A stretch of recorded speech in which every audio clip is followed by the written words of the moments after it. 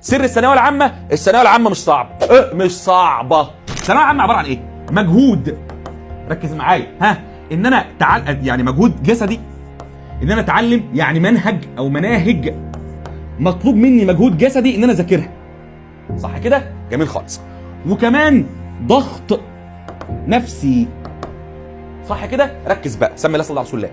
الخلاصه، المجهود الجسدي ان انا اعمل مجهود واذاكر منهج، بالله من كلام ناس في الجامعه ومن سنين فاتت، ده سهل مش صعب.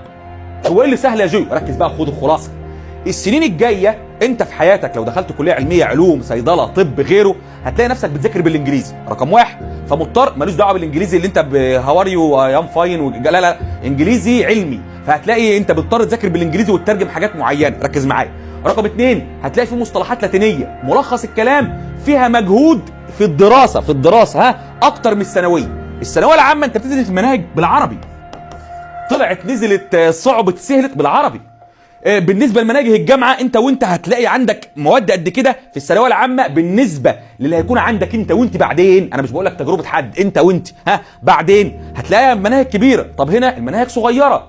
طيب جيو، امال ايه صعوبه الثانويه العامه؟ ده الضغط النفسي. ليه؟ علشان منظري قدام المجتمع لازم اجيب مجموع عالي. ركز. علشان منظري قدام اهلي، علشان نفسي اقفل الثانويه ومش عارف اعمل ايه، والاهم علشان، ركز كده، ما تعودتش تذاكر. الله، ركز معايا، الله يبارك لك من الاخر. خلاص، فانا مش متعود اذاكر، فببدا اراكم، ببدا اذاكر بصعوبه. فاول ما ابدا اراكم او اذاكر بصعوبه، الاقي الدنيا ضغطاني. افهم معايا، فلما الدنيا تتضغط معايا وحاجه تتراكم، بحس كمان بضغط نفسي.